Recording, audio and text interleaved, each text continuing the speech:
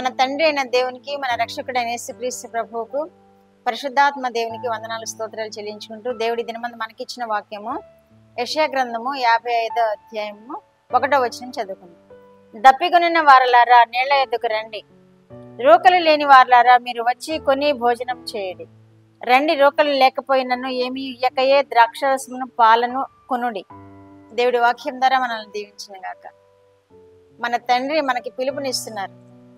దప్పికొనిన వారలారా నీళ్ల యొద్దకు రండి అంటున్నాడు. నీళ్ల యొద్దకు వెళ్ళాలి మనం. నీళ్లు అంటే ఇక్కడ వాక్యము కూడా నీళ్లకు సాదృశ్యంగా ఉంది. నీళ్ల యొద్దకు రండి అంటున్నాడు. ఈ లోక సంబంధమైన నీళ్లు కూడా మనకి ఎంతో అవసరమైనది. నీళ్లు ఆయన సమృద్ధిగా ఇచ్చే దేవుడు. అరణ్యంలో ఇజ్రాయేలీలకు నీళ్ల కొరత వచ్చినప్పుడు ఆయన ఒక బండను చీల్చి నీటిని ఇప్పించిన దేవుడు. ఎడారిలో దిక్కుతోచని స్థితిలో హాగరు పసిబిడ్డతోటి ఉండినప్పుడు, ఆ పసిబిడ్డ నీళ్లు లేక ఏడుస్తూ చనిపోయే స్థితిలో ఉన్నప్పుడు హాగరు అరుస్తూ ఉంది, దేవుని వైపు చూస్తూ అరుస్తూ ఉంది. అరిచినప్పుడు అక్కడ ఒక నీటి బుగ్గను అక్కడ ఏర్పాటు చేసి దేవుడు ఆమె కుమారునికి దాహం తీరుస్తాడు. అంత గొప్ప దేవుడు. అంత గొప్ప దేవుడిని యొక్క కృపలో మనము నీటి దాహం తీర్చుకోవాల్సిన వారమై ఉన్నామని వాక్యం తెలియజేస్తున్నారు. దప్పికొనిన వారలారా రండి అంటున్నాడు. రోకలు లేకపోయినను వచ్చి కొని పానం చేయడు అంటున్నాడు. మనకి రోకలు అక్కర్లేదు. ఆయన కోసం, ఆయన దగ్గర మనం దాహం తీర్చుకోవడానికి, ఆయన వాక్యం మనం స్వీకరించడానికి, ఆయన వాక్యం చదవడానికి, ధ్యానించడానికి మనకి రోకలు అక్కర్లేదు. రోకలు లేకపోయినా కొనుడి అంటున్నాడు. రండి, దప్పికొనిన వారలారా రండి అంటున్నాడు.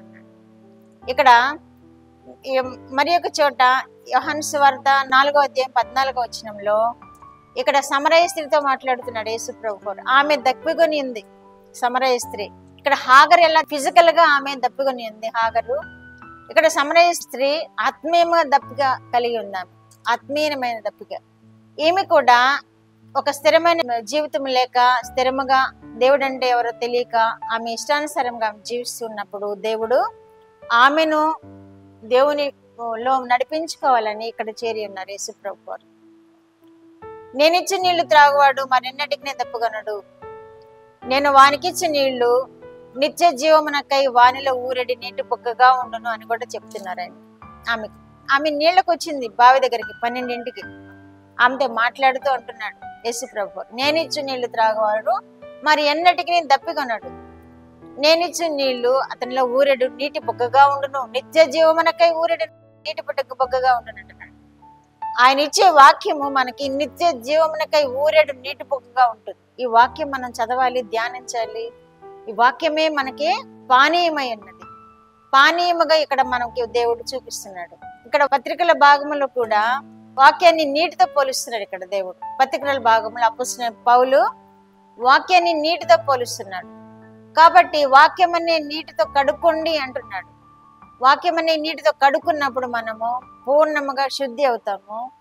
పూర్ణముగా మనము కొంచెముగా ప్రేమించము, కొంచెముగా పాపాలు క్షమించబడవు. పూర్ణముగా ప్రేమిస్తాము, పూర్ణముగా మన పాపాలు క్షమించబడతాయి. మగ్దలేనే మరియతో ఆ సందర్భంలో అన్న దేవుడు పూర్ణముగా కొంతమంది కొంచెమే ప్రేమిస్తున్నారు కనుక కొంచెమే వాళ్ళు క్షమించబడుతున్నారు. ఈమె పూర్ణంగా ప్రేమించింది కనుక, ఎక్కువ ప్రేమించింది కనుక ఎక్కువ పాపాలు క్షమిపడినవి అని చెప్పారు కదా దేవుడు.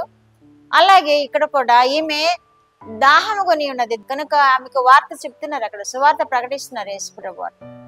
నేనిచ్చిన నీళ్లు త్రాగవాడు మరెన్నటికీ దప్పికొనడు, వానిలో ఊరెడి నీటి పొక్కగా ఉంటుంది, జీవముకై ఊరెడి నీటి పొక్కగా ఉంటుంది.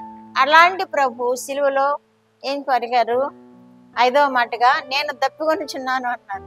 ఎవరి కోసం ఈ దప్పిక? మన కోసమే. మన పాపాలు విడిపింపబడాలని మన కోసమే దప్పికొని ఉన్నారు ఆయన.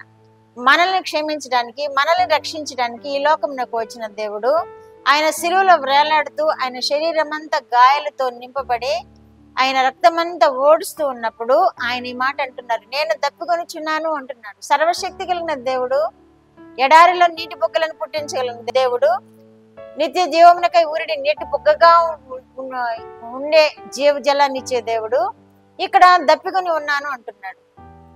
కాబట్టి మనము ఆయన దప్పిక తీర్చేవారముగా ఉండాలి. వాక్యం అనే పాలన మనం అపేక్షించాలి. వాక్యం అనే నీటితో మన హృదయాలను శుద్ధి చేసుకోవాలి. వాక్యం ద్వారా మనము శుద్ధీకరింపబడాలి. అప్పుడు మనము మన జీవితంలో ఈ వాక్యం అనేది మన నిత్య జీవముకై ఊరేడు నీటి బొగ్గగా ఉంటుంది అంటున్నాడు యేసు ప్రభువు. నేనిచ్చి త్రాగువాడు మరెన్నటికి చనిపోయాడు, వానిలో ఊరేడు నిత్య జీవమునకై ఊరేడు నీటి బొగ్గగా ఉంటుంది అని చెప్తున్నాడు. కాబట్టి యేసు ప్రభు వారి మాటలను మనం విందాము. మన కొరకై ఆయన శిలువ యాగం పొందినటువంటి ఆ దృశ్యాన్ని మనం తరచి చూచినప్పుడు మన హృదయాలు ద్రవించాలి.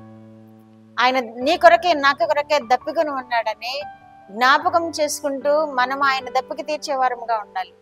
వాక్యం ధ్యానం చేయడం ద్వారా ఆయన బిడ్డలముగా మనము స్వీకరింపబడటం ద్వారా ఆయన దప్పిక తీర్చి ఉన్న వారం అవుతాం. కనుక ఆయనలో మనము లీనమవ్వాలి.